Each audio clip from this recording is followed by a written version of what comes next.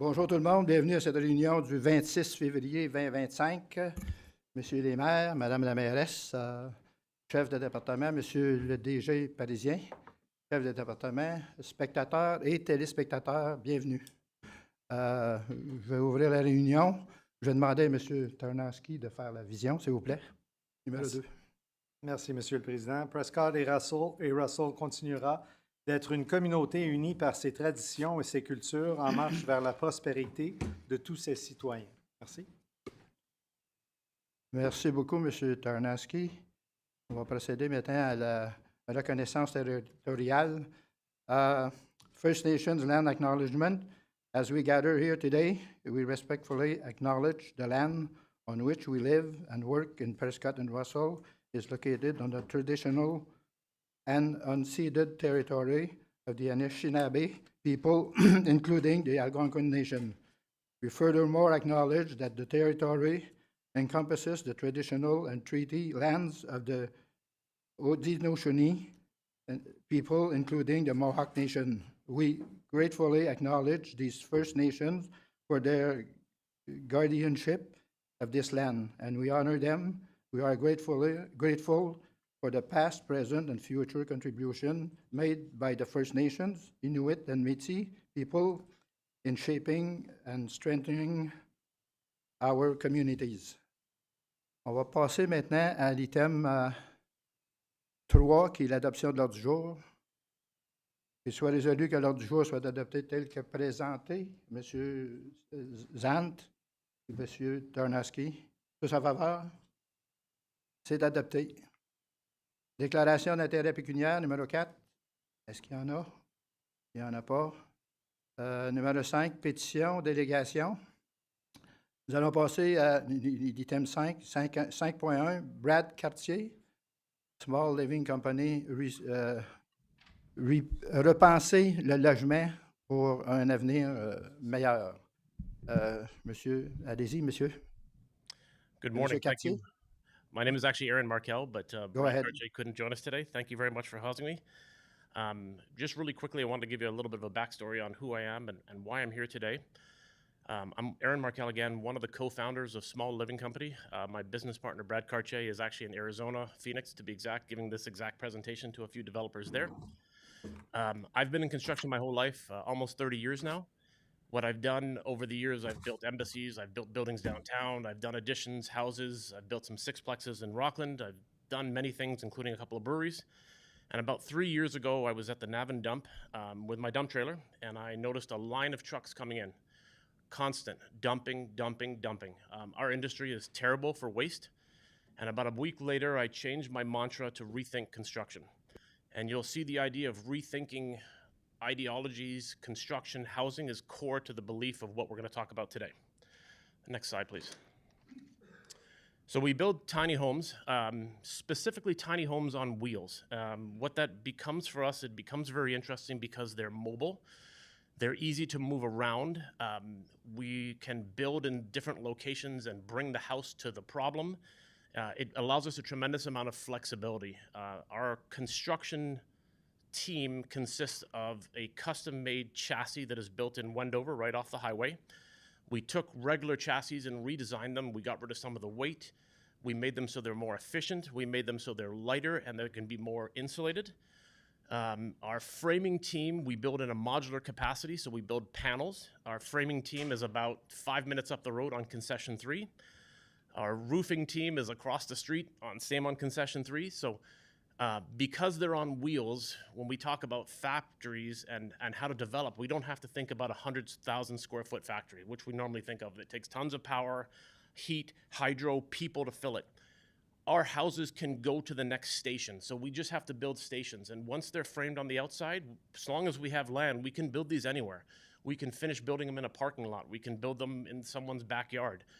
The fact that they're on wheels becomes a superpower for us. So the core of a lot of what we'll talk about is sustainability. I really believe in that rethink ideology. I invested in my own spray foam company, so we spray foam all of our tiny homes. We do water reclamation off the roofs. We have solar generation so we can be off grid. We've partnered with an amazing company out of Kingston, Ontario called Purify. We will be the first tiny home builder in the world that will be able to recirculate 90% of our gray water. So we basically, at that point, don't require services. We do currently use a product called Cinderella toilets. They're an incinerating toilet, so they burn all of the black waste. So we produce literally no black water at all. And every 100 uses, you open it up and there's just a little bit of ash that just goes out in the garden. So from start to finish, we were really trying to key on the sustainable part. Even on our design side, we built things at conventional heights so that we weren't wasting wood. We didn't want to throw away drywall. We put a really high emphasis on using building materials that last. So much of construction today is about redoing something that should last longer. Typical vinyl siding lasts 10 years. Well, we found a vinyl siding that lasts a lifetime. Plus, it's insulated. So we look to make sure that the homes have longer lasting ingredients, which is part of sustainability because we're not replacing them often. Some of the differences that we have, again, we build our own chassis, so that makes us pretty unique. They can be taken off of the chassis and mounted permanently on helical piles, so that comes up quite often. We do have financing available, and one thing that we didn't make the slide, one of our core partners and advisors owns his own insurance company. When we started building these tiny homes about 3 years ago, we found that they are new to Canada. They're actually new to the world, tiny homes, especially on wheels. Insurance became a very large roadblock. So we were selling these things, and then people were calling saying, well, I can't insure them. We're working with a partner now to come up with a really exciting insurance package that is not only available, but affordable. And we'll jump to the next slide, please. So just want to talk a little bit about some of our enterprise and partnerships and supplier models. The first one is near and dear to my heart. We are about to go live with HomeDepot.ca. We'll be the first tiny home supplier to do so in Canada.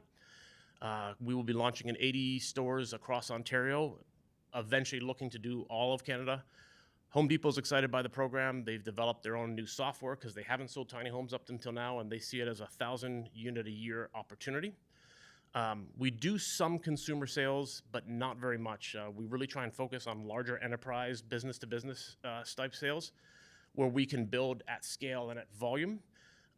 Municipal, well, that's why we're here today. Thank you again for having us.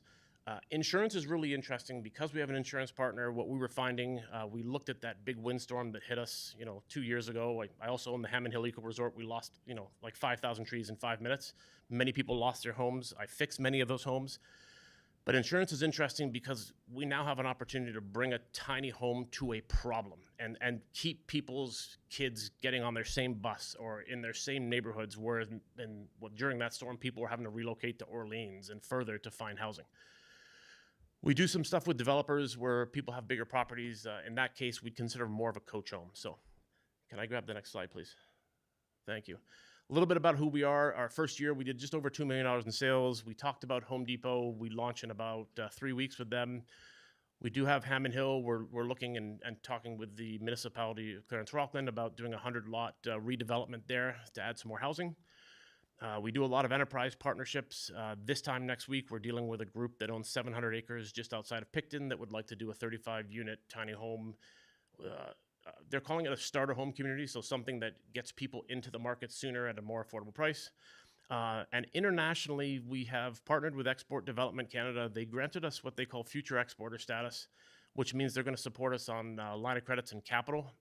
We have some projects looking in I mentioned Phoenix, and we're looking at a 50-unit development in just outside of Cancun, Mexico, which is kind of my favorite place to go to be honest. So, and we'll jump to the next slide, please. This is kind of our take on what we thought would be important for this. Our objective, and I think the first word is the key word for us, it's rapid. We have the capacity, because we build the way we build with different suppliers, that we can produce a home a day.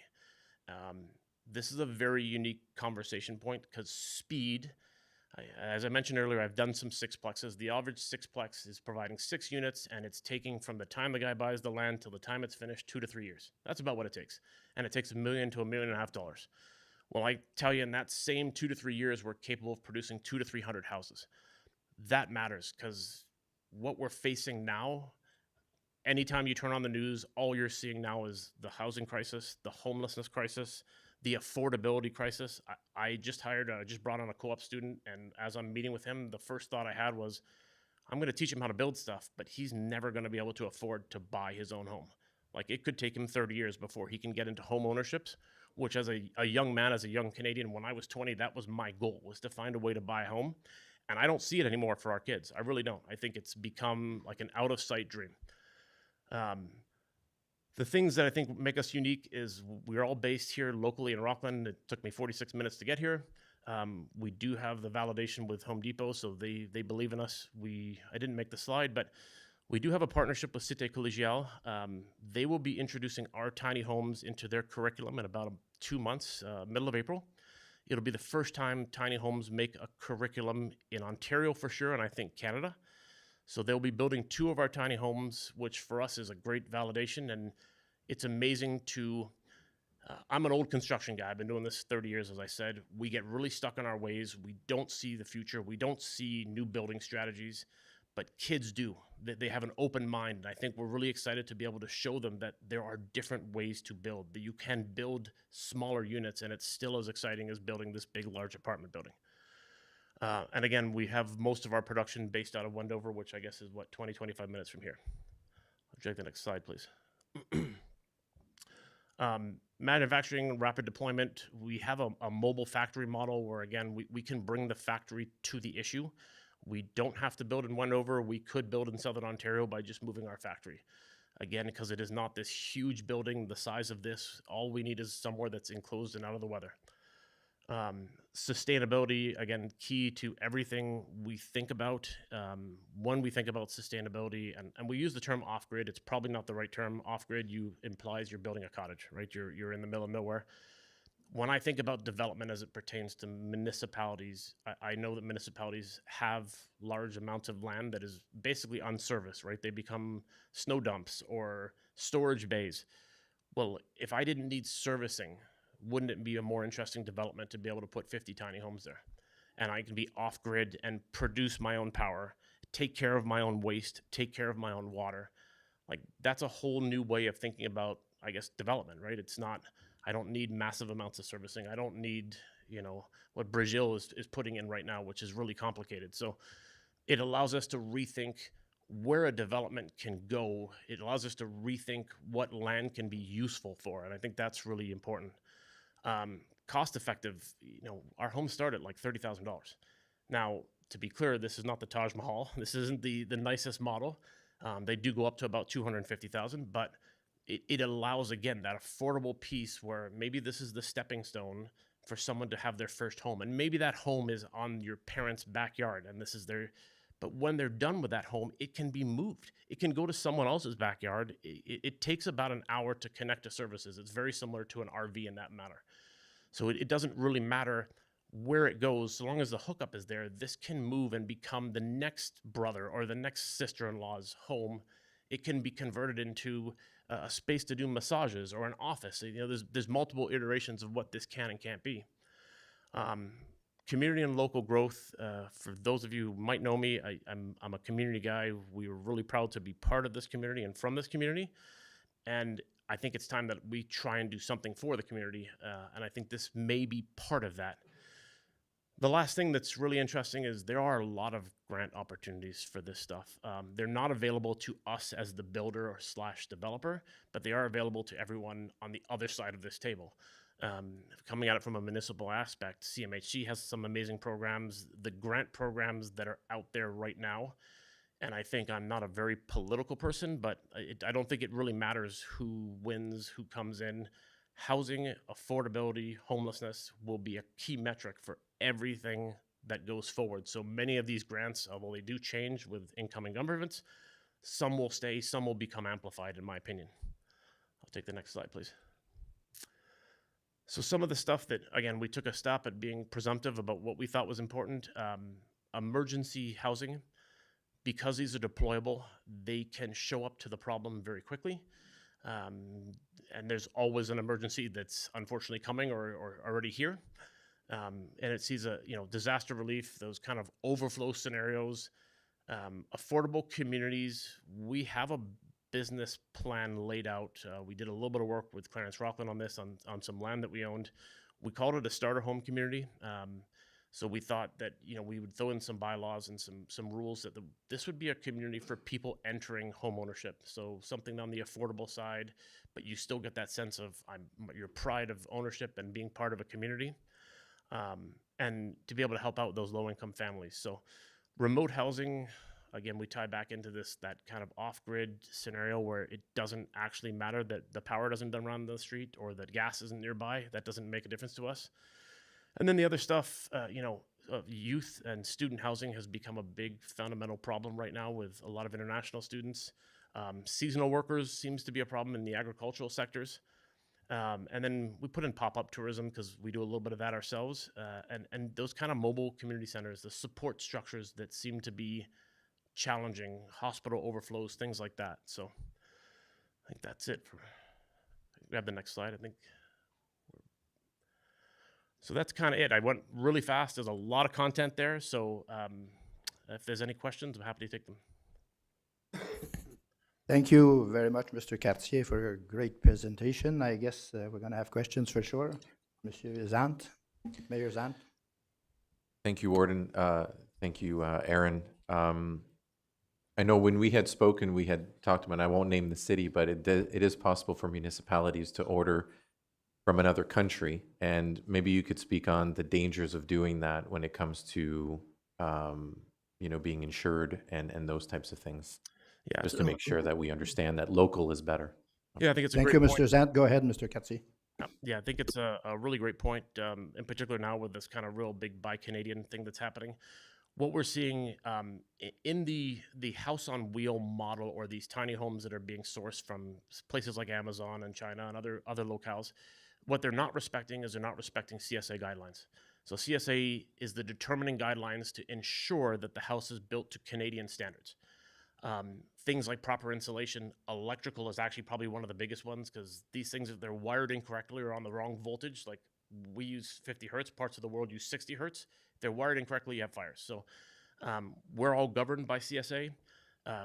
All of our units are built to be 4-season units, so we build these as homes. They just happen to be on wheels, but making sure we're applying to the laws of not only Ontario but Canada is exceedingly important, because there are a lot of really quick fly-by-night operators that are throwing things together to give you a really amazing price point and then just walking away once you own them. It becomes the municipal or the homeowner's problem. Thank you, Mr. Cartier. Monsieur Tarnowski. Merci, Monsieur le Président. Mr. Markel, just a few questions for you. So at one point you talked about off-grid, and then you talked about moving it and connecting it somewhere else. I just want to make sure that I understand. So the options are available. So it could go either way, is what you're saying, right? Correct. And so just adding it to someone's backyard, it could just sit with basic electricity and be self-sufficient completely. The other question I had for you, in terms of the varying models that you have, is it fair to assume that they're all square footage the same? Like the base is the same, or there are different sizes of bases? Thank you, Mr. Tarnowski. Mr. Cartier. So the first point is, yes, we built these in 2 manners, so they can work off of a conventional connection to your local house, to a local development. That is done, but we have the options available to flip the switch to either solar and or wind power. So we've kind of looked at both. And as a hybrid, when you add in wind, you actually get away from the backup of a generator. So as a kind of fun byproduct. So you can do either or a combination if you choose. And as it pertains to the square footage, so we have our own in-house design software, which I didn't reference. We're capable in about 4 hours of producing a set of building plans of about 30 pages, including electrical, plumbing layouts, furniture layouts, the whole kit and caboodle. Size doesn't matter to me. We can custom make them to the municipal or homeowners' requirements. There are only a few stringent rules, and they have to do more with the road, because these end up transported on the road.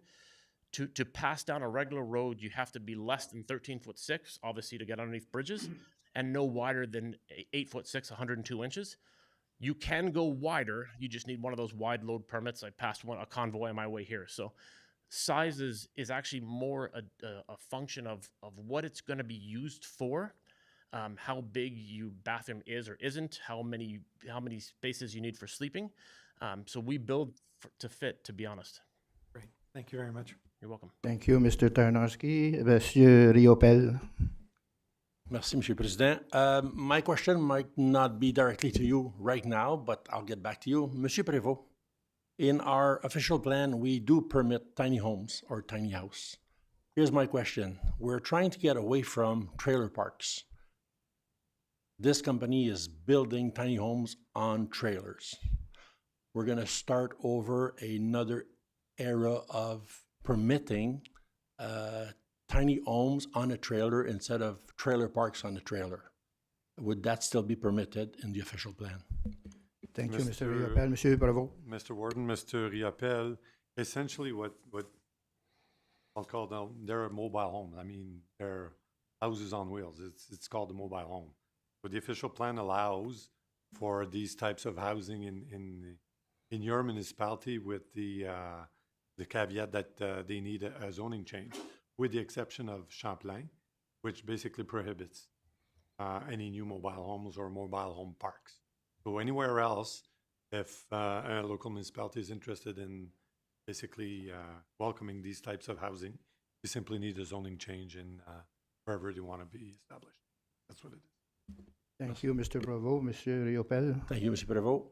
Mr. Markle, in the types of homes that you will be building, will they be more than 400 or is tiny homes accessible with more than 450 square feet? Because in your designs, they're 200, 180, 185. I didn't see big homes. That could cause an issue in different municipalities because you're going to create a community where maybe it could be at risk in regards to depending of who goes there.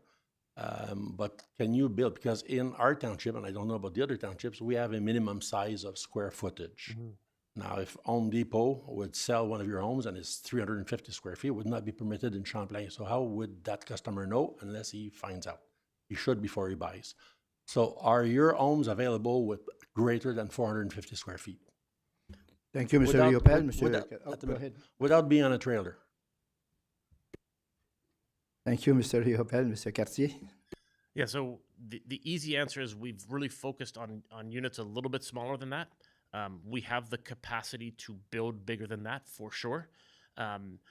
We will always build them on a trailer because it meets our model. But what happens is the way we deliver them changes. So as opposed to just driving up and maybe skirting the edges like you would at a trailer park or an RV park, that's where we would look at doing typically helical piles. So you'd drive 4 helical piles in the ground, you'd pull the trailer over it, and you just raise the piles up, take the wheels off, and you're now permanently affixed to the ground. We've built the trailers so they have connection pins so that you actually are literally permanently affixed to the piles, which are affixed to the steel beams. So we have the capacity to do that. We would still choose to build on the trailer because it respects all of our scalability and ability to build quickly. Otherwise, I'm just coming to your house to build a tiny home. And then I lose all the efficiencies and I build as well. So we're building right now, as a side note, we're building 2 coach homes off of Smythe Road in Ottawa.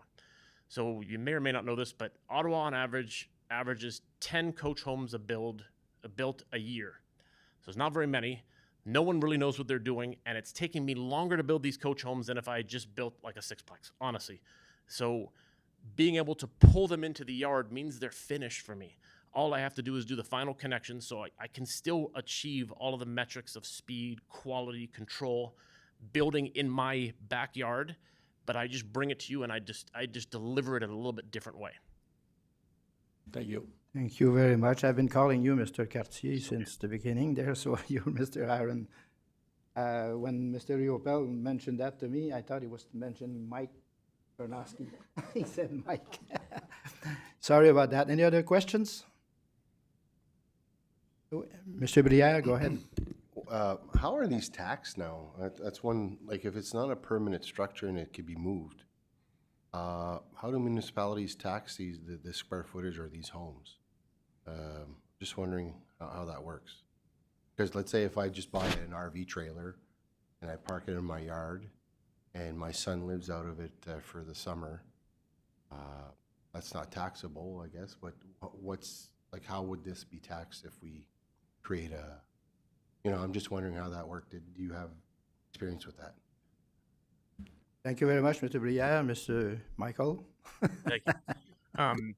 So I'm certainly not a tax specialist, but what we're seeing is as they stay on wheels, although they are tiny home on wheels, they're actually closer to an RV as it pertains to building code and different regulations. Many municipalities have rules on how long you can leave your RV in your backyard, so I think that would actually fall under those guidelines. The moment they leave the wheels and move into a permanent structure, then you've added a home in your backyard. So the tax ramifications, I think, change at that point. But while they're on wheels, my understanding is they're closer to an RV, but I would certainly never presume to speak for the municipality on this. Does that answer your question, Mr.? I guess I pronounced your name again the wrong way, Mr. know my name. Marco. That's better. Any other questions? No? Pas d'autres questions? Écoute, thank you very much for your presentation. It looks interesting for all of us, I guess. And since you're close by, the only question that I might have is, do you have to build that on a slab or something, a concrete slab, or any other thing? They could be, but what we try and do is we would build them on the chassis and then remove the wheels. They could be lowered onto a slab. So we have the capacity. They would always stay on the chassis. The chassis and the house are one thing. They're welded together. They're spray foamed together. So then if you wanted it on a slab, you'd pour your slab, pull your permit, pull your slab, and we would drop it, take off the chassis, the suspension, take off the wheels, the suspension, and just drop the chassis right onto the slab and fix it that way. I guess it's got to be built for winter, and I guess you're building some other area in the Ontario area. You're building these houses, I guess? Yeah, so we have a production facility in the West End in Eganville. It's about 187 acres. And to your earlier point, these are very robustly built, so they are completely spray foamed to exceed current code. We use heat pumps. And one of the things that's really interesting about these homes is they use on average 30 amps of power single phase, which is less ampacity than you use on your kitchen stove or your dryer. So we're really proud to be able to bring in a lot of technology and reimagine that. So even on the power consumption, when your dryer is running at home and this tiny home's in your backyard, you're using more power in your dryer. And I think that's something we've been very proud on. And that's a full service home. That's with a fridge, stove, air conditioner, heater, TV, everything you can need is running off of that 30 amps. And that's just reimagining the way we did the electrical layout and the selection of equipment. Thank you, Mr. Marco. Madame Geneviève, allez-y. Thank you, Warden. Thank you, Michael. I just, regarding a village, so where you're building this now, would there be any contacts that we could talk to find out the information regarding taxes and kind of logistics that our municipalities would have to consider? Mm-hmm. And if they're open to that? Sorry, if they're open to that. And also, do you guys work with other organizations such as Nuterra? They offer kind of off-grid type water systems as well. So if we were to build a community, do you work with other partners to build a full community, or do you kind of work in silos and then the municipalities kind of bring it together? Thank you, Madame Lajoie. Mr. Marco. Thank you. I'll speak to Nuterra. Marco? It's okay. Yeah, it's honestly. No, Marco. His name is Marco. Aaron Merkel. Oh, Mr. Okay, I thought it was Yeah, Aaron. that's Thank you, It's Aaron. okay. I know my name. It's wonderful. Thank you. I kept hearing Michael. Nuterra is actually out of Brockville. We've toured their facility. We've met with them a couple times. Actually, I went down to tour their facility with Pierre, the CEO from Brockville. From Rockland, excuse me. He set up the meeting. So we know their technology. We have our own technology on a smaller level, on a house-by-house basis. Nuterra is more of a development, that kind of 50 and up type idea. So we have met with them. We would be completely willing to work with them. The technology is the same. It's just scaled differently. It's bigger for size. In terms of designs, layouts, permitting issues, we have some preliminary plans, and we've been working with Clarence Rockland on the ideology, the problems, the opportunities. So that's something we could share internally in collaboration with Mayor Mario and maybe Pierre and his team, because there's a solution here. The difficulty is that these really aren't readily accepted yet. And there are things that are, especially when you get into managing your own water, there's things that South Nation may not love. And there are hurdles to overcome. What we've really been looking for and hopeful for is like, we think we have a potential solution to some of these problems. What we require is a champion at the municipal level to help us get through some of these things, because we can only go so far with this, right? We can only present so many ideas. At a certain point, we need someone on your side to say, like, let me make 7 calls. And eventually what I'd like to do is present this idea at a provincial level, because the idea, in my very humble opinion, biased, works. It's just, how do we get it to working? Does that answer your question? Yeah, go ahead. Thank you, Mr. Warden. Okay, so I would be happy to help support you with Clarence Rockland as well. So if you could just contact me, that would be great. Sure. Keep in touch. Definitely. Thank you. Thank you, Warden. Thank you. Mr. Parisier? Mr. Warden, through you, if I may, my question has to do with, do all units come with incinerator toilets? Mr. Markle. Yeah. So it's a great question. Currently, we've built them all with incinerator toilets, but what we do for this development that's happening in Picton, we give them the option. So we provide conventional plumbing outlets, which is a 3-inch discharge line, and or the incinerating toilet. The incinerating toilet has no connection to it, so they can both be in the same exact location, and you can keep the incinerating toilet or put in a conventional $300 Home Depot toilet as well. Thank you. One more, if I may, Mr. Warden. I also noticed that the incinerator toilets have a lifespan of about 5 to 6 years. I'd just like you to comment on this. And I know they're quite expensive, so I'm sorry, I should turn my head, but you're not going to hear me. So can you just clarify the lifespan and the cost of replacement? Yeah, so when we went down the path of incinerating toilets, we were with Cinderella, which you obviously know. We sent off a bunch of our people to be trained in-house, so we do our own maintenance. They do have a lifespan. You are able to extend the lifespan by maintaining them properly. It is either an electric or propane-driven model that runs at very high temperatures, so similar to any heat exchanger or air conditioner or boiler. Proper maintenance is actually the key. So far, we've been running them basically event-free for about 3 years. We did a trial test in a couple of offices to make sure we were happy with the usage. Aside from the toilet being a little bit higher than a conventional toilet, which feels a bit weird, they've run basically error-free for us up to this point. And we're in conversation with Cinderella's based out of Norway, so we're in conversation with their development team on exactly to your point, like what happens when we have major problems? How do we support that? It's a combination of training, having materials available, having the correct staff that knows how to kind of fix those small problems that pop up. Thank you very much. Does that answer your question? Yeah. Go ahead, Mr. Parisier. Just wanted to confirm that the price of a toilet like that is around roughly $5,000 to $6,000. Is that correct? It is correct, yeah. It's actually, to be honest, it's with including the venting package, it's a little bit higher, about 65. Thank you. Okay, next we're going to go to Mr. Tarnowski. Merci, Monsieur le Président. Just a couple of last points. One, if you can leave your contact information, because we'd be interested in likely a presentation at our municipality. And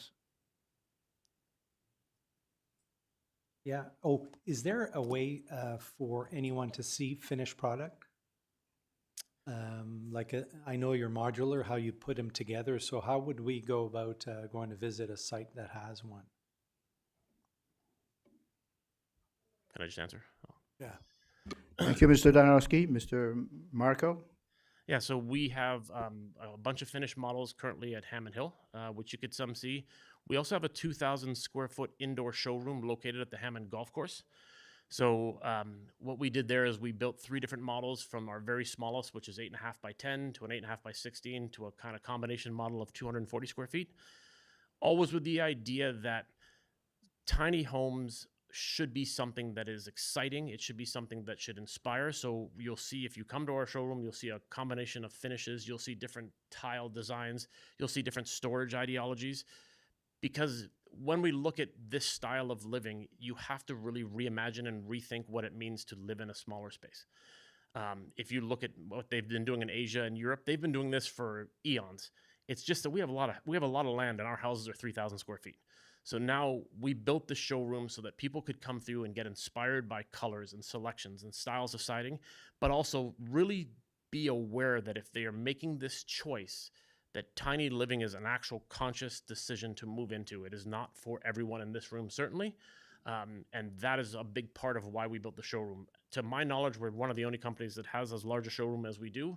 It's because we have an amazing partnership with the golf course, and I have part of the ownership of the brewery that's in the golf course, so it's been a nice symmetry for us. But that's where you could come see some of the homes. At any point, you can see where we build the trailers. It's right off of Wendover. You can see how we build the panels. That's right down the street from Beantown Ranch. So we're doing a tour next week for a development company because everyone wants to. It's very easy for me to stand up here and say we're the best, we do all this stuff. It's very important to validate that with your own eyes and say, like, listen, let's actually walk through and let me show you how the trailer is actually constructed. Let's look at a trailer. Let's look at a toilet. Let's run a toilet. And those kind of like proof in the pudding ideologies is important for us because these are large investments that we're asking people to do, and it can't just because I can speak a little bit and talk a little bit about tiny homes, right? So come tour the facilities, come stay in a home. Like some of the homes are available for rental. Stay in them for a couple nights and make sure you like them. We're running that with the Home Depot model as a try it before you buy it model. So come stay on the hill for the night, because maybe this isn't for you. Don't buy one, but maybe you love it. Buy two. That's kind of where we look at it.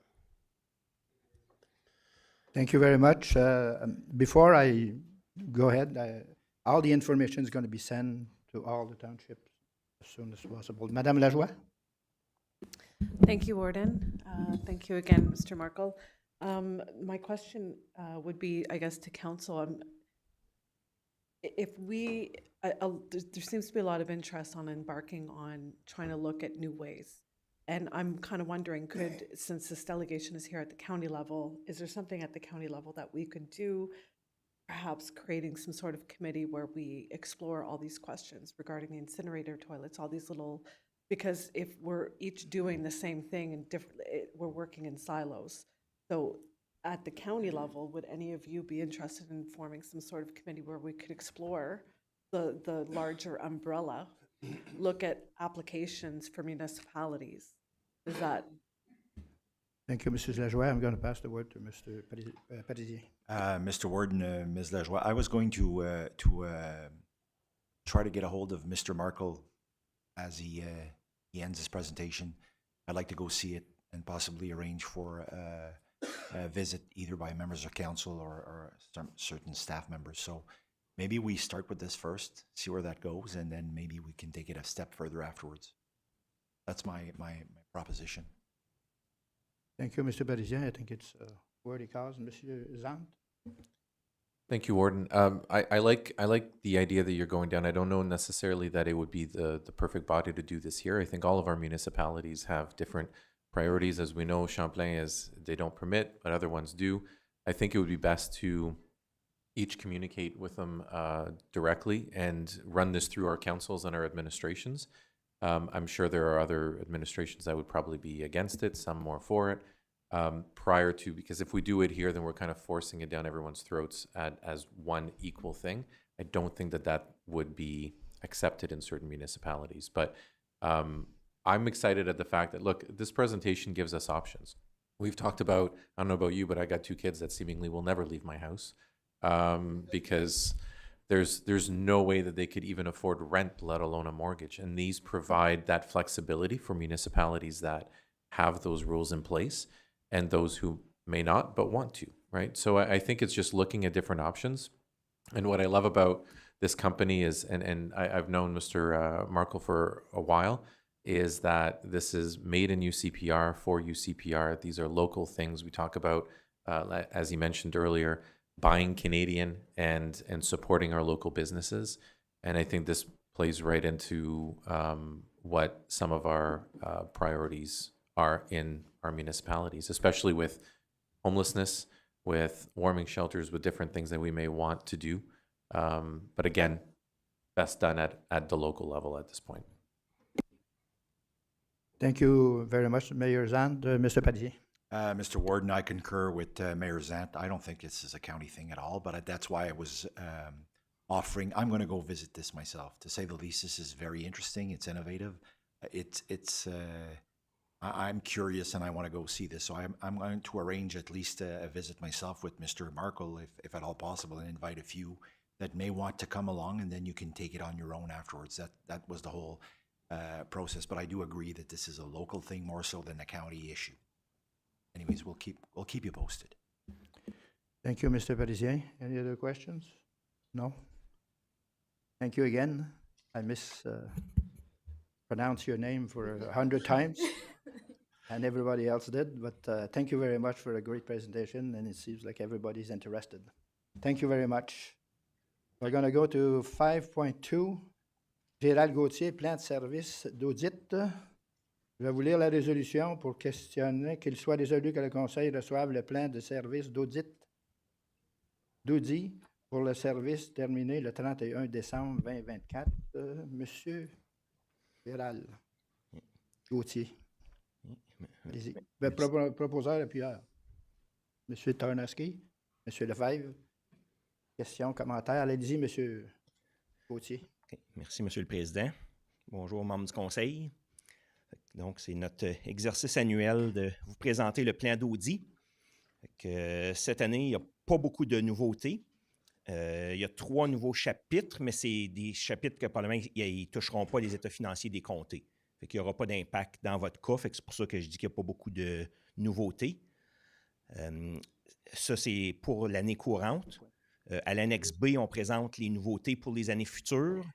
En 2027, c'est là qu'il va y avoir le plus de changements. Là, il y a beaucoup de nouveaux chapitres qui vont entrer en vigueur puis des modifications. C'est là qu'il va y avoir le plus de nouveautés. Mais cette année, là, c'est très similaire à ce qu'on faisait l'an passé. Au niveau des chapitres, il y avait les partenariats publics-privés. Ça, c'est quelque chose qui ne vous touchera pas. Au niveau des revenus, il y a certains types de revenus spécifiques, mais jusqu'à maintenant, je n'ai pas vu de municipalités qui ont été affectées par ce nouveau chapitre-là. On va regarder dans votre cas, là, mais je ne m'attends pas à des nouveautés. Puis, il y avait aussi un chapitre au niveau des logiciels loués, que ça pourrait peut-être avoir des petits changements, mais c'est plus au niveau des notes, au niveau de la présentation comme telle. Il n'y a aucune nouveauté qui va avoir des impacts sur votre surplus de l'année courante. Ensuite, quand on planifie la vérification, on regarde chacun des postes à l'état financier, puis il y a des risques qui sont identifiés pour chacun de ces postes-là. Puis ensuite, on détermine lesquels qui sont significatifs, lesquels c'est des risques normaux, puis les risques moins importants. Puis ça détermine la quantité de travail qu'on va avoir à faire. Puis les risques significatifs, c'est ceux qu'on présente ici à la page 10 de 28. C'est exactement les mêmes que l'an passé. Je ne passerai pas en détail, là, à moins que vous ayez des questions spécifiques. La majorité de vous avez eu la présentation au niveau des municipalités, puis au niveau des comtés, puis il y en a que ça fait plusieurs années qui ont cette présentation-là. Au niveau des dates, on a la présentation du plan aujourd'hui. En décembre, on avait fait la vérification intérimaire, on avait commencé nos tests. Puis la vérification de fin d'année va commencer dans la semaine du 10 mars. Donc, on devrait venir vous présenter nos conclusions et les états financiers au mois d'avril-mai, selon les dates, là, mais ça devrait être les mêmes échéanciers que l'an passé. Ensuite, au niveau de la matérialité, ça, c'est le total d'erreurs qu'on pourrait accepter, puis quand même signer notre rapport d'auditeur. Mais ça, il faut tenir compte que vu qu'on fait notre vérification par échantillonnage, on ne vérifie pas 100% des transactions. Il faut toujours se garder des coussins pour qu'est-ce qu'on n'a pas vérifié, parce qu'il pourrait avoir les mêmes erreurs que dans les items qu'on a vérifiés. Là, on a calculé un montant de 6,5 millions. Ça a l'air très élevé, mais en pratique, il n'y a pas d'erreur près de ce montant-là là, une fois qu'on termine la vérification. Puis, dans le cas des comtés, vous avez une excellente équipe en place. Là, quand il y a quelque chose, on est consulté à l'avance. Puis, normalement, il n'y a pas de surprise quand on arrive pour la vérification. Puis, le seuil de signification est calculé à partir de 4 du total de votre budget, qui est la même base que dans les années précédentes. Au niveau de l'équipe, il y a quelques petits changements. On avait une directrice l'année passée, puis elle est maintenant rendue aux États-Unis. Elle est allée rejoindre son conjoint là-bas. Fait que là, on a une nouvelle directrice. Puis les autres personnes, c'est des personnes qui ont de l'expérience dans les municipalités, là. Fait que la directrice, c'est Patricia. Les personnes en charge, ça va être Stéphanie. Puis on a également Vincent. Puis on a aussi, on va faire la vérification des contrôles informatiques comme qu'on faisait dans les années passées. Fait que ça, il n'y a pas de changement. Au niveau des honoraires, c'est les montants qui avaient été inclus dans la soumission. Fait que pas de modification là non plus. À l'annexe A, on a une liste d'environ 25 items. C'est toutes des choses qu'on va avoir l'obligation de présenter dans notre rapport de fin d'exercice. La liste est très similaire à l'an passé. L'annexe B, tantôt je disais qu'il y avait les prochains changements en 2027. Fait que c'est cette liste-là de changements. On ne le regardera pas en détail, mais c'est à tenir compte que pour cette année-là, il va y avoir plus de travail que dans les autres années.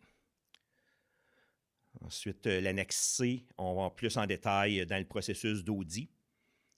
Il y a quand même 4 pages environ là-dessus. À moins qu'il y ait des questions spécifiques, on va passer. Puis, à l'annexe D, on parle de l'indépendance. À ce moment-ci, on confirme qu'on est indépendant par rapport à l'administration et aux membres du Conseil. Puis, à la fin, on va le présenter dans une lettre également. On a toujours l'obligation de le présenter 2 fois par année. Puis, le deuxième document qui était joint avec le plan d'audit, c'était la lettre de mission. C'est une lettre standard qu'on fait signer à chaque année pour dire que vous nous embauchez pour faire l'audit des états financiers. C'est à peu près ça qui est le plan pour cette année. Je ne sais pas s'il y a des questions ou commentaires. Merci beaucoup, M. Gauthier. Questions, commentaires? Il n'y en a pas. Il semble que vous avez fait un excellent travail. On va passer au vote. Tous ceux qui sont d'accord? Oui. Merci beaucoup. Okay. À la prochaine. Merci. On va passer maintenant à l'item 6, point de consentement.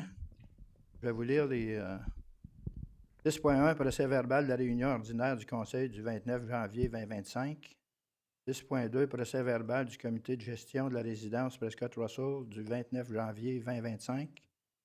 Compte du mois, 6.3, compte du mois. 6.4, soutien du Eastern Ontario Warden's Caucus pour les négociations du gouvernement du Canada et de l'Ontario avec le gouvernement des États-Unis et sur les tarifs douaniers.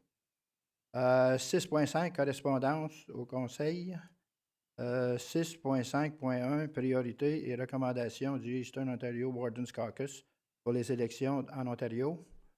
6.5.2, l'Eastern Ontario Warden's Caucus appelle à un partenariat avec les chambres de commerce pour soutenir la priorité économique de la région. Je vais vous lire qu'il soit résolu que les points de consentement soient adoptés tels que présentés. Un proposeur en appuyant M. Tarnowski, M. Brière.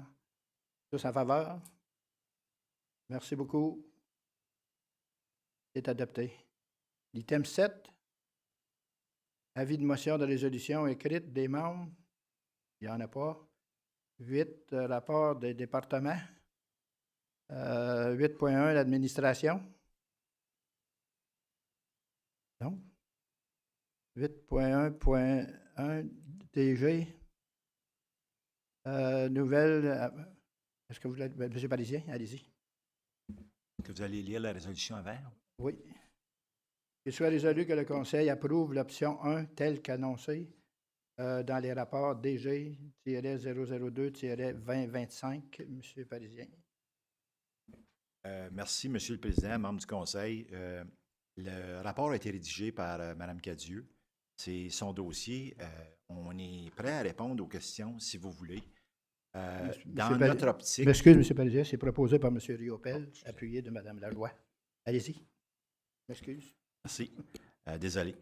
Dans notre optique, avec les résolutions qui ont été adoptées par certaines municipalités dans les derniers mois, la politique ne répond pas vraiment aux besoins de vos besoins locaux. Et puis, ce qu'on aimerait faire, c'est que pour être un petit peu plus représentatif de ce que vous voulez accomplir dans ce mandat-là avec ces argents-là, on aimerait enlever, si vous nous le permettez, tout le red tape qu'il y a ou qui vient avec la gestion de la politique en termes de ce que le personnel des Comtés unis doit faire pour que les municipalités puissent se conformer. C'est devenu un marasme. C'est difficile à gérer. Et puis là, on réalise qu'avec les exemptions que le Conseil accorde, que la politique ne répond définitivement pas à vos besoins. Donc, on veut repenser celle-ci, faire une procédure versus une politique, puis faciliter ça pour le reste de la durée de votre mandat. Donc, dans une version Reader's Digest, c'est ce qu'on suggère que le Conseil adopte. Moi et Mme Cadieux, on peut répondre aux questions si vous en avez par rapport au document qui vous est présenté. Merci beaucoup, M. Parisien. Questions, commentaires? M. Tarnowski, après ça, M. Riopel. Merci, Monsieur le Président. So just to Cole's notes as well, so just to confirm my understanding that option 1 essentially maintains the RCIF. It proposes a streamlined approach, I believe, and a more dynamic and responsive kind of approach to our specific community needs. Is that correct? Mr. Ward, Mr. Tarnowski, that's correct. Thank you. M. Riopel? Merci, M. le Président. Dans le format de l'option numéro 1, donc, si c'est adopté aujourd'hui, les montants qui sont en banque aux Comtés unis vont être transférés aux municipalités automatiquement? Merci, M. Riopel. Allez-y, Mme. C'est ce que propose l'option 1. Comme mentionné également, si c'est approuvé, j'étais également pour faire la rédaction de nouveaux paramètres. Donc, on ferait l'adoption des paramètres par le Conseil avant de faire le transfert. Mais si tout va bien et que les paramètres sont adoptés à la réunion de mars, les montants pourraient être rapidement transférés par la suite. Donc, j'assume en avril, les montants pourraient être transférés. En complémentaire, M. le Président, si vous me permettez, si le Conseil n'est pas d'accord avec les options, vous avez le choix de les modifier. Donc, c'est une suggestion qu'on vous fait. Ce n'est pas notre décision, c'est la vôtre. Ce n'est pas une finalité non plus. Comme vous le savez, depuis le début, cette politique-là a fait couler beaucoup d'encre. Puis, c'est un document qui est vivant ou mort. Je ne sais pas trop comment le commenter. Là. Mais ce qu'on essaie de faire, c'est d'alléger la tâche, puis d'éviter qu'il y ait trop de contraintes et de barrières pour que vous puissiez faire ce que vous vouliez avec ça. Donc, notre intention, c'est vraiment juste de faciliter le processus. Je ne sais pas si ça va rendre tout le monde favorable à ça, mais notre intention, c'est vraiment d'alléger le fardeau administratif, si vous me permettez. Merci, M. Parisien. Mme Cadieux, M. Riopel. Merci, M. le Président. Dans la même volée, il va y avoir quand même des critères à rencontrer sous les aspects du Conseil envers le Conseil municipal. Est-ce qu'on va avoir une politique? Parce que c'est facile demain matin de dire il y a 50 000 $ qui nous tombent dans les mains, puis là, le Conseil décide de faire X, Y, Z. Ils veulent donner à whatever. Là. Puis je ne veux pas viser personne. Là. On donne un exemple, là, banque alimentaire, ou bien on veut le donner à un organisme sans but lucratif pour les aider parce qu'ils n'arrachent. Je ne voudrais pas voir cet argent-là être dépensé dans ces fonctions. Merci, M. Riopel. Mme Cadieux. C'est justement pour cette raison que l'option 1 propose l'adoption de paramètres. Donc, la municipalité aurait quand même certains paramètres à respecter qui seraient adoptés par le Conseil ici à cette table. Donc, vous seriez en accord sur la façon que l'argent devait être dépensé. Donc, en complémentaire, M. le Président, si vous permettez, on va revenir, si vous acceptez l'option 1, avec des nouveaux paramètres. C'est ça, Mme Cadieux? OK, merci. Merci beaucoup. Ça va répondre à votre question. Mme Lajoie, ensuite, M. Lefebvre. Thank you, Mr. Warden. I'm echoing what Mr. Riopel said. I don't feel comfortable just having money given to the municipalities without a specific purpose in mind, because I feel that there needs to be accountability with how the money is being spent and why. Personally, I feel that we keep going back and forth with this policy, and I think we should just, my preference would be to just keep it as is right now, continue to explore it without making any, quick decisions of just giving the money. I think it should just stay where it is, continue following this policy, and then we just continue building on it, because it's a brand new approach, right? It's a brand new policy. It's a whole brand new philosophy that we're attempting here. It's going to have its growing pains, so to speak. And I think to just give up on it, download the money, I feel it defeats the original purpose of what the fund was built for. Thank you, Mayor Lajoie. That is to give recognition to the UCPR. That was the validation in the beginning, in my mind, that this policy is the UCPR creating fun events in our municipalities, supporting our municipalities. We're losing that aspect. Thank you, Mayor Lajoie. Monsieur Parisien. Mr. Warden, Mayor Lajoie, the reason we want to scrap the policy is, in fact, we're not following it. And I can ask Ms. Cadieux, how many times has an application come in where it met all of the criteria, once or twice? Yes, and with the recent amendment made by council, we override the entirety of the policy when the money is transferred to the municipality. So that's why we recommend, Madame Lajoie. I think we just need to start following the policy. Like, whether we like it or not, it's a policy, and we have to follow what we agreed to, and I think we need to stop trying to alter it. This is like beating a dead horse now. We have a policy in place, we have to follow the policy, and it's never going to work if we don't start following it. So I know I'm coming up with ideas, and I'm working harder trying to figure out how to fit it into this policy so that it's respecting its philosophy. So I would just like to ask council, let's just keep the policy as is and start following it, period. Thank you, Mayor Lajoie. Anybody else wants to comment? Monsieur Lefebvre, excusez-moi. Merci beaucoup, Monsieur le Président, Monsieur le Président, Madame Cadieux. Si je regarde bien votre rapport, concernant le nouveau paramètre de le programme, il y a mention, il y a commentaire ici que les comptes tenu Prescott-Russell et les municipalités des paliers inférieurs suivent un processus similaire en matière de report des fonds discrétionnaires des activités. Et il me semble, j'ai fait le commentaire au tout début concernant ce fonds, essentiellement, qu'on pouvait suivre essentiellement ces mêmes paramètres et laisser l'autorité et les municipalités faire un rapport à la fin de l'année, comment ils ont dépensé les fonds. Alors, si je ne me trompe pas, j'ai fait le commentaire au tout début et je trouve que c'est acceptable. On est responsable après tout. Merci. Merci, M. Lefebvre. Mme Cadieux. Je souhaite toutefois préciser, par contre, que dans le rapport, juste m'assurer qu'il n'y a pas de confusion, dans le rapport, je propose de suivre un peu la même façon de faire la reddition de comptes qu'on suit présentement pour le Cultural Fund, comme qu'on appelle.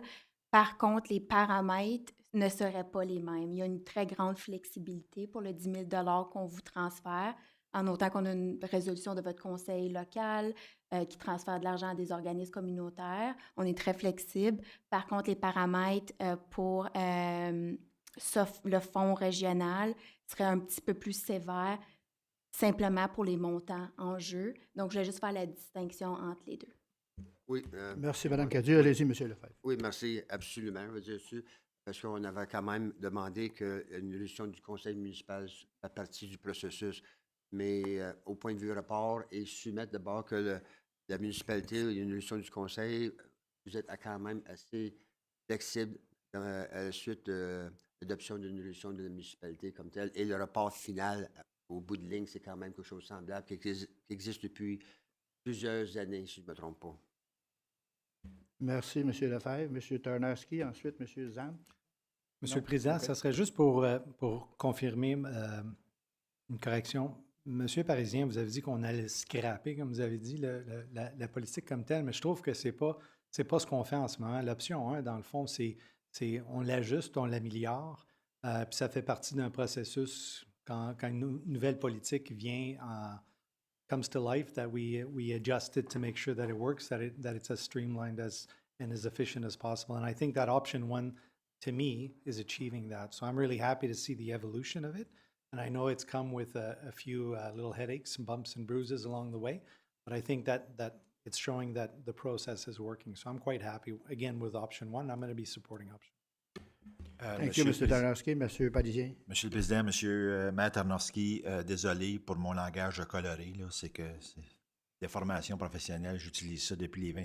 En fait, vous avez entièrement raison, ce n'est pas de la scraper, là, c'est le terme que j'ai utilisé, mais c'est qu'on va s'éloigner du processus actuel pour rejoindre l'essence des discussions qu'il y avait eu au début sans amener autant de contraintes dans le processus administratif. Autre commentaire, autre question? Non? On va passer au vote. Oh, allez-y, Madame Lavoie. Last comment, sorry. No, I'm good. We're good. Merci. On passe au vote. Êtes-vous en accord? Non, oui, l'option 1. Qu'il soit résolu que je vais relire la résolution, qu'il soit résolu que le Conseil approuve l'option 1 telle qu'annoncée sur le rapport TG-002-2025 qu'on avait proposé d'appuyeur. Ceux en faveur? Ceux contre? Suzanne et Mme Lajoie. C'est adopté. On passe maintenant à l'item 8.2 et les finances. 8.1.2.1 F-003-2025 option de répartition des prélèvements du palier supérieur. Je pense qu'on va passer à Mme Valérie Parisien. Allez-y. Merci, Monsieur le Président, membre du Conseil. Écoutez, le rapport que je vous ai préparé aujourd'hui découle d'une résolution qui avait été soumise par la Nation. Puis si vous vous souvenez bien, c'était présenté dans... Ah, pardon. Oh, pardon. Vas-y. Je vais vous lire la résolution. Qu'il soit résolu que le Conseil reçoive le rapport F-003-2025. M. Riopel, M. Brière. Allez-y, Madame. Allez-y. Merci, Monsieur le Président, membre du Conseil. Donc, ça découle d'une motion qui a été reçue de la Nation pour essentiellement revoir la façon dont la taxation collectée au niveau des comtés est répartie au niveau des municipalités locales. Je ne rentrerai pas dans tous les détails, vous l'avez lu le rapport, donc j'espère honnêtement concentrer plus la discussion d'aujourd'hui sur vos questions ou des clarifications au besoin. Mais essentiellement, l'objectif, c'était pas de vous recommander quoi que ce soit, c'était vraiment juste de vous fournir de l'information pour vous supporter dans la latitude que vous avez, la flexibilité que vous avez au niveau de la taxation. En gros, là, ce qui est à retenir, puis je reconnais que c'est extrêmement technique, donc ça va vraiment me faire plaisir d'éclaircir des choses. Les comtés utilisent la méthode par défaut du calcul de taxes. On ne déroge pas du système global de taxation au niveau de la province. Le Conseil, ce qu'il y a en fait de latitude, c'est ce qu'on a besoin en fait de revenus au niveau des comtés, parce que, comme je le répète souvent, puis que vous le savez, en tant que municipalité, on ne peut pas budgéter un déficit ni un surplus. Puis, vous avez la latitude au niveau des ratios, puis même ça, c'est contraigné par des paramètres provinciaux, puis vous allez le voir dans mon prochain rapport. Donc, le taux de taxe, il découle d'un calcul arithmétique ultra mécanique. C'est pas moi qui le décide, c'est pas vous qui le décidez, c'est en fonction des paramètres qui sont décidés, voici le taux de taxe, puis c'est comme ça que c'est fait. Les autres mécanismes que je vous présente dans mon rapport, c'est fortement légiféré, puis c'est pas des mécanismes qui existent pour revoir la façon dont la réquisition est distribuée. Ça a des fins très spécifiques, puis ça, je les explique dans mon rapport. The only viable option, and I say viable option with certain constraints here, is tax ratio delegation, and that's the third option that's in my report. Mais si je suis vraiment franche avec vous, même cette option-là est quasiment impraticable. Parce que ce qui est dangereux, j'utilise ce terme-là, c'est qu'il n'y a absolument aucun mécanisme en place pour déterminer comment est-ce que la réquisition serait séparée au niveau des comtés si on n'utilisait pas la méthode actuelle qui est par défaut. Puis, je vous donne un exemple ultra simple. En plus de toutes les contraintes administratives politiques qui sont énumérées dans mon rapport, entre autres les deadlines, les approbations municipales locales chez chacun de vous, au niveau des comtés également, une approbation de la province qu'on doit faire à tous les ans. Je vous donne 8 $ aujourd'hui, puis je vous demande, c'est quoi la façon fair de répartir ce montant-là? Je pense que c'est pas réaliste de penser qu'on va trouver consensus aujourd'hui là-dessus.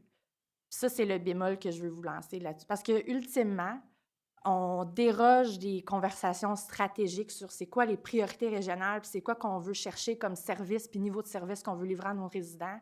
La conversation, elle s'arrime plutôt sur comment est-ce qu'on split le bill en bon français. Puis je pense que ça va écarter nos discussions de décisions stratégiques puis un alignement stratégique en fait de comté. Mais ça, c'est mon humble avis. Puis essentiellement, je veux juste que vous compreniez que c'est une option qui est envisageable, qui est possible, mais le but du ratio delegation, pardonnez-moi l'anglicisme, en fait, de le dire en anglais, c'est que c'est pas de modifier la réquisition de taxes. C'est pas ça le but. C'est pour répondre à des besoins spécifiques de taxation. Puis ça a ses raisons d'être. Donc, c'est un petit peu ma petite présentation que je voulais vous faire avant de répondre à vos questions. Mais écoutez, la table est à vous maintenant. Je vous laisse me lancer vos questions si vous en avez ou des commentaires. Merci, Mme Parisien. M. Tarnowski.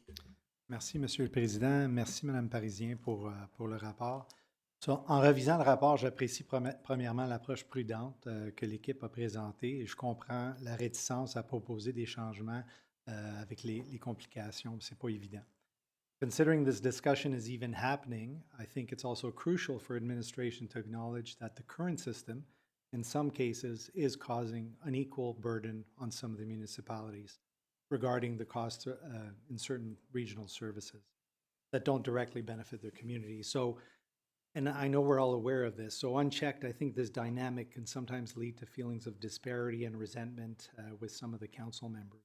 And so sur ça, je demanderais juste qu'on reste, pour moi, je suis correct avec le statu quo, mais je demanderais que l'administration reste vigilante et réceptive à ces préoccupations en s'assurant que des recommandations qui viennent à ce Conseil reflètent une considération équilibrée des contributions et des bénéfices pour toutes les municipalités.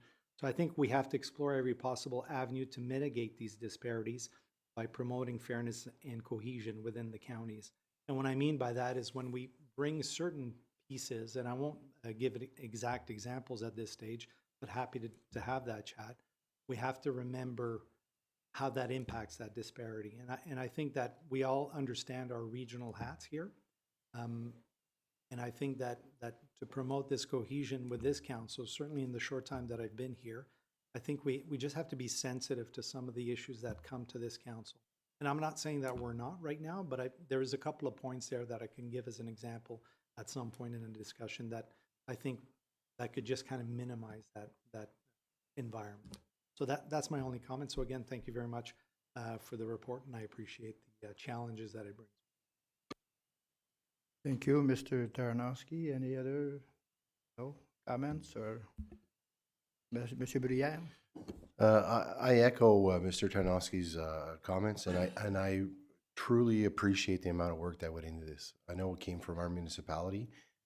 It wasn't meant. I think it's just that it shows at the level of where we are when, especially when we talk about the western residents of my municipality.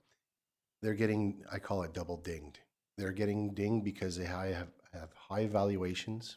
They're closer to the city of Ottawa, and we live in a municipality that's very large, and where the disparity even within my municipality from one end to the other is quite large. So whenever we go up to an upper tier, again, whenever I say the western people within the nation municipality, their capacity is getting to pay.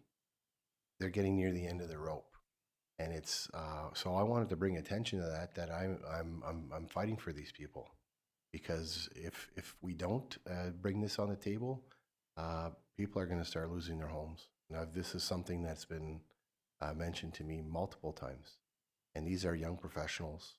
It's not people that are working minimum wage jobs. So we need to be cognizant of that. And again, I'm going to echo a little bit. It's regional services. Again, we disproportionately pay for certain things, and that's fine. I'm not here to discuss that. But the regional benefits may not be to certain things. And again, I echo Mr. Tarnowski eloquently said it. We need to be sensitive to these things, because as those progress, I think each mayor will start really digging in their heels on and trying to pull their blanket. And I just, hopefully we don't get to that point where it gets too nasty, you know. So I appreciate the work that went into this. It was a great education piece for myself. I hope my residents at the nation also are further educated to this, and it's a challenge for everybody. I understand that. So appreciate the work. Thank you. Thank you, Mayor Brière. Monsieur Zant? Merci, Monsieur le Président. Complètement d'accord avec nos collègues. I think the problem is greater than the UCPR. The problem is provincial pressures, provincial pressures on growth, all of that. Everything fits into this puzzle that is impossible to disentangle because we're so deep in it. Like we're knee deep in this, and we're trying to figure out stuff on our end while trying to work with the counties. I'm fairly new, obviously, here in the sense that I haven't been here as long as certain members have. But one thing that sometimes worries me, and this is no attack on, because you know how much I appreciate you guys, but I'll give you an example. When there is a surplus here, and we've talked about, I've had a conversation with the treasurer and saying, and I know that you guys hate it when I say this, but it is a fact. The surplus is built on all of our backs. We provided this money through our taxation, through this exact system. And I understand the need from the counties to want to keep that surplus and redistribute it where it needs it. But at one point, and it's coming, the system will collapse. It is not sustainable to continue to give to a body that then keeps. And what happens is when we can't take back that surplus, when that surplus cannot be redivided up within our municipalities, you start to get what we're having now. Fights and arguments about regional programs, about bringing back 50 grand here, and I want my piece of the puzzle there. And I think that it's proof that the entire system is starting to crack. And I'm not being dramatic. I'm seeing it in other places. There are municipalities in this province and indeed across the country that are going to start going bankrupt. At some point, municipalities are just going to go to the province and hand back the keys and say, we're done, because it cannot be sustained. And so part of this entire conversation should be that when there is a surplus, unless there is something major happening at the counties that requires urgent money to be raised, it should come back to the municipalities. That would provide us more flexibility to be able to manage our expenses to a way that is, I guess, reflective of the times that we're in. And I'm not just saying that the fault is all on here, because I think our municipalities through different governments, and I know in my case, decades prior to when I got there, 0% was the law of the day because it was so important to just be reelected without pissing people off. My apologies for the language. But so we're sitting at a point where now we're all bleeding on one end. Congratulations to the counties for doing an excellent job at maintaining fiscal order. But the disparity between the two is blinding. And so that's the point where we're getting to that point. So I love the fact that this report came out. I appreciate the fact that we're going to have a longer conversation. This is, I think, the beginning of something. If we really want to delve in, we're going to have to, I think, get more assistance on this, maybe a consultant to look at how other counties actually operate and what their model is. I think it's a little bit bigger than just having a conversation and deciding what we're going to do at this table, but I appreciate the start. Merci. Merci beaucoup, M. Zant. Je vais passer la parole à M. Padien. Mr. Warden, Mayor Zant, you and I have had this discussion before. I hear you. I understand you. I would disagree on the council simply saying that the surplus goes back to municipalities. But let me finish. I'm not done. I think that's just doing a quick gain for long-term pain. I think that Ms. Parisien is working right now on the reserve funds this year. She's going to be coming up with some type of recommendation. I agree that when we have huge surpluses, it creates concerns. I don't like the fact that, you know, when we have a surplus, it's not the administration gets a surplus. It's the United Counties. So you're all part of the United Counties. Your ratepayers benefit from this. I don't. Our administration doesn't either. It's not our surplus. It's collectively all of our surplus. But I would like to have an open, honest, frank discussion on where we're going with this. We brought PrEP out of the closet with the mothballs and everything, and although PrEP may not be the perfect model, it certainly spurs a discussion on where we go with the monies that are available to possibly support you in your developments, and I'm all for it. I mean, we're going to be going into our first year of operating our long-term care facility. It may not be a full 12 months because we're having little issues in getting there. But once we see more clearly on the path forward of operational costs and whatnot, I think we're going to be in a better position to support municipalities. So just saying, the surplus is going back to local municipalities, to me, is not the answer. It's not my call. I'm just saying it's not the answer right now. I think we need to come up with a plan, a strategy, and I think that council needs to have a discussion about this. It can't be a 5-minute thing where we say, let's just divide it, let's just divvy the surplus amongst ourselves and not look at the bigger picture. So my wish is to let Ms. Parisien finish her work first, and we can have that chat later on in the year. But again, that's a wish and that's a recommendation I'd make to council before making a move too quickly. Thank you, Monsieur Parisien. Monsieur Lefebvre. Thank you, Mr. Warden. And I have a lot of questions, basically. First of all, merci, Madame Parisien, for the report. This sounds very familiar. I was there in 1998 when we talked about the capping, 10.55, and we talked that there used to be a business tax, as you know, and it was incorporated into a realty tax, and that's why you had the tax ratios, to maintain that system of taxation, and we don't want to play with the tax ratios. I read the report of MTE, and it's very clear in terms of the complexities involved, but there is provisions also for special levies, those that benefit directly, and we talked a little while ago as to disproportionate benefit of municipalities. Well, I can tell you that the town of Hawkesbury is totally out of the picture when it comes to roads. When you have a $22 million budget, the largest budget basically of the counties, and 16 million of capital is going to the west end, and only about 300,000-400,000 going to the east end. And I don't necessarily have a problem with this issue, but I feel the town of Hawkesbury is completely left out in that respect. I brought this matter before, County Road 4. Most of the municipalities here have a county road running to their urban areas or municipalities. The town of Hawkesbury doesn't have that benefit. When you're talking about the net, if I'm not mistaken, the net levy when it comes to roads is about $6 million. That you have to levy in taxation, 8% of the town of Hawkesbury. That's close to $500,000. We also contribute to the reserve, which helps to reduce. And you're using close to $3 million for the reserve to reduce the requisition of the county for the roads. That's another several $100,000.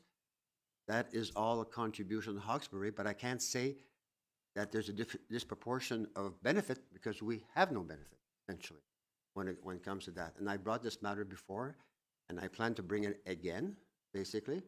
And I'm not going to ask for a special levy so that 7 out of 8 municipalities pay for road and the town doesn't, but I'd like to have some benefit, basically, when it comes to the town of Hawkesbury. We've contributed, I think, a lot, and I think it's important that there be also fairness in the whole process. Thank you, Mr. Warden. Merci. Merci beaucoup, Monsieur Lefebvre. Madame Lajoie. Thank you, Warden. I've said it before, and I'll say it again. I really think we need to get a strategic plan in place, and I think that will answer a lot of these questions. And along with the strategic plan, I think it was Santh who mentioned having a consultant come look at other counties, look at other models, see what works the best, and implement the best here. We're just grasping at straws with this regional fund, with this, with that. We need a cohesive philosophy guiding our goals, and then it helps operationalize our policies.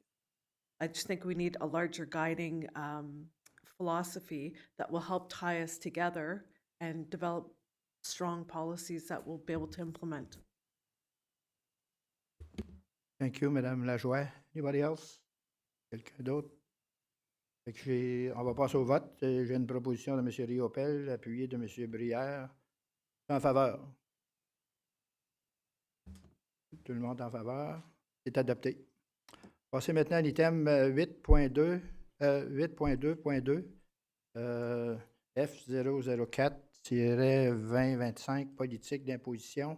Je vais demander à Mme Cadieux de lire la résolution.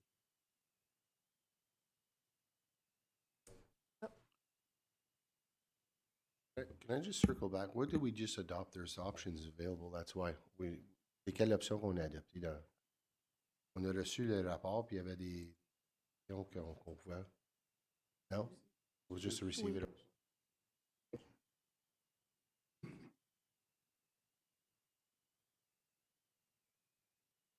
Allez-y, Mme Cadieux. Whereas according to subsection 3085 of the Municipal Act, an upper-tier municipality must adopt a bylaw setting tax ratios applicable to the upper-tier and lower-tier municipalities. And whereas according to subsection 311.2 of the Municipal Act, an upper-tier municipality must pass a bylaw directing each lower-tier municipality to levy a separate tax rate as specified in the bylaw on the assessment in each property class in lower-tier municipality rateable for upper-tier purposes. And whereas the large industrial optional property class is the only recommended optional class to be maintained in 2025. And whereas upon determining the tax ratios for the year, tax rate can be calculated for that same year. And whereas the United Counties of Prescott and Russell taxation levy amounts to $62,795,000, it resolved that the Council of the United Counties of Prescott and Russell approve the 2025 tax ratios and 2025 tax rates as set out in bylaw 2025-06, and be further resolved that following the calculation of the 2025 tax rates, that the residential tax rate increased by 3.48%. Thank you, Mme Cadieux. J'ai besoin d'un proposeur, M. Tarnowski, M. Zant. Discussion, commentaire là-dessus? M. Tarnowski. Merci, Monsieur le Président. Je voulais just wanted to highlight how happy I am to see that multi-residential and residential is finally one-to-one. I know this has been a process here to bring it down, and I think it's really good. It does a lot to promote multi-residential. And so I'm really happy that this council at the time adopted the process to bring it down. And it's great to see it that it's finally one-to-one. So thank you very much for the work on that. Thank you, Mayor Tarnowski. Anybody else? Quelqu'un? Oui? Non? Fait qu'on va passer au vote. En faveur? C'est adopté. Monsieur le Président, oui. M'accorderiez-vous un 5 minutes de pause que je puisse m'entretenir avec Mme Cadieux, s'il vous plaît, puis Mme Parisien sur le dossier précédent? Je veux juste m'assurer qu'on ne manque pas quelque chose avec le Conseil ce mois-ci. Merci beaucoup, M. Parisien. Oui, on va adopter votre résolution.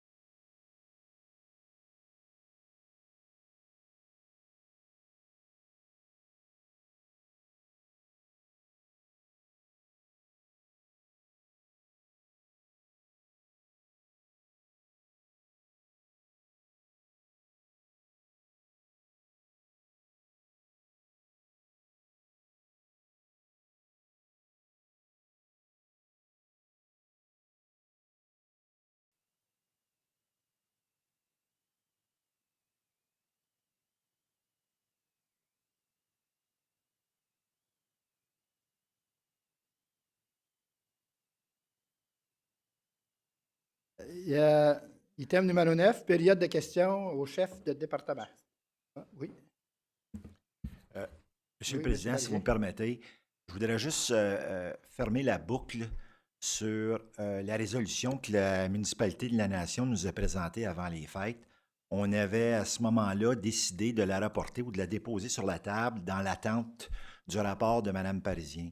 Le rapport de Mme Parisien a été présenté pour des fins d'information, ce que le Conseil a reçu, mais on devrait quand même traiter de la résolution de la Nation, puis à tout le moins la recevoir, puis indiquer que le rapport répond aux questionnements qui avaient été soulevés. Donc, j'ai demandé à Mme Cadieux de préparer une résolution pour qu'on puisse fermer le processus administratif là-dessus, s'il vous plaît. Merci, M. Parisien. Avec l'accord du Conseil, bien entendu. Mme Cadieux. Donc, ça va être une deuxième résolution qui va être jointe au rapport de Mme Parisien.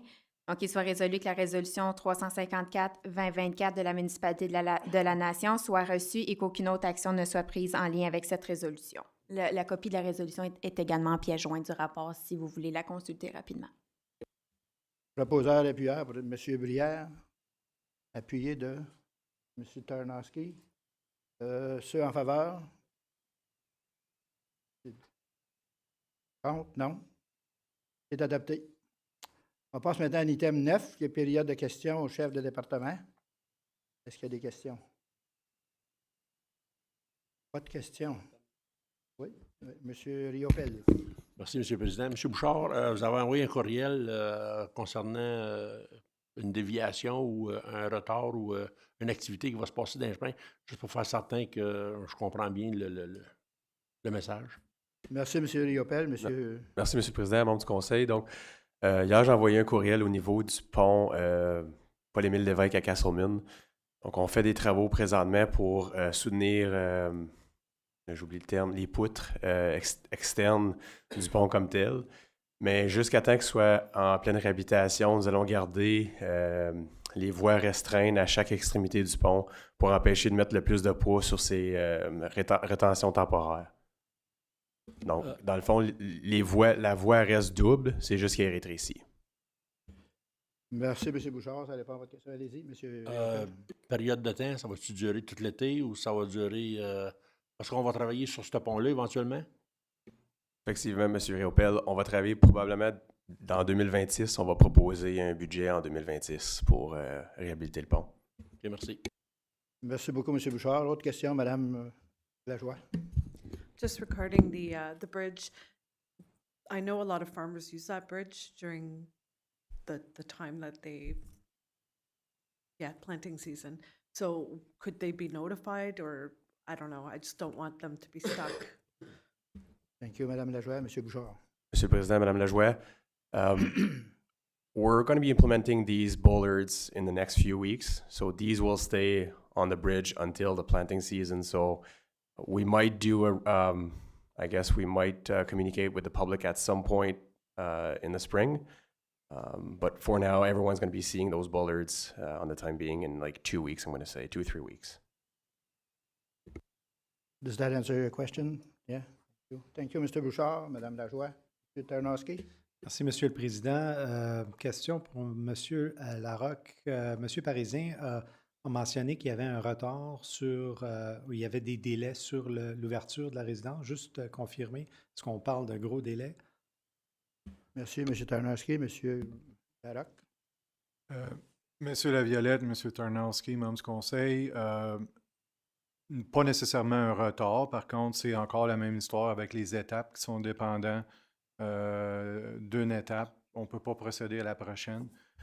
Présentement, cette semaine, l'inspecteur de la ville d'Hawkesbury est sur place à finaliser les documents. Il nous manque à peu près 5 documents, certificats, pour soumettre à notre contact, à notre équipe de la province, le ministère des Soins de longue durée. Donc, on est encore dans le même processus de juste attendre après certaines étapes pour pouvoir procéder à la prochaine. Mais on y arrive là tranquillement. Merci, M. Larocque. Ça répond à votre question. Autre question, autre commentaire? Oui, allez-y, Mme Parisien. Merci, M. le Président, membre du Conseil. Je n'ai pas une question pour vous. En fait, c'est pour répondre à M. Brière avec votre question pour les tiny homes, puis si c'est taxable ou pas. J'avais pas la réponse, j'avais une petite idée, mais j'ai confirmé avec quelqu'un qui est une source assez fiable.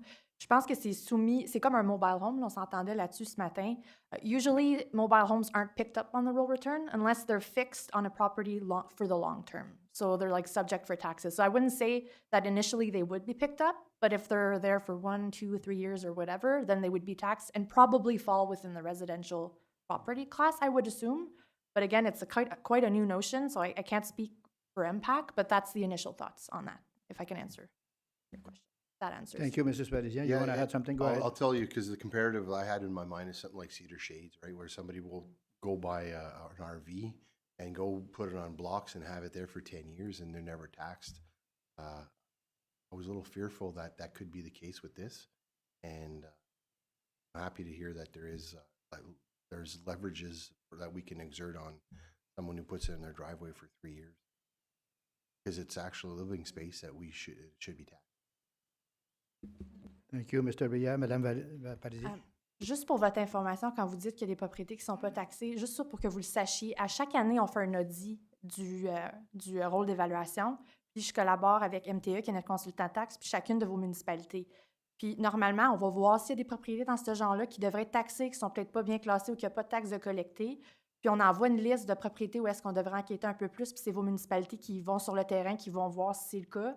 Donc, juste sachez que ça, c'est un exercice qu'on fait à chaque année. Donc, s'il y a des propriétés de ce genre-là, soulevez-les à vos trésoriers. On va pouvoir travailler avec MTE pour nous assurer que sur le rôle, sont bien évalués et bien taxés. Ça répond à votre question, M. Tarnowski? Oui, ça répond à ma question aussi, que je commençais à me faire une idée d'un plan de retraite que j'allais me promener de... Merci. Autre question, commentaire? Il n'y en a pas. Fait qu'on va passer maintenant à l'item 10, qui est le règlement. Je vais vous lire la résolution. Qu'il soit résolu que le règlement suivant soit adopté par le Conseil des comtés unis de Prescott-Russell après les trois lectures.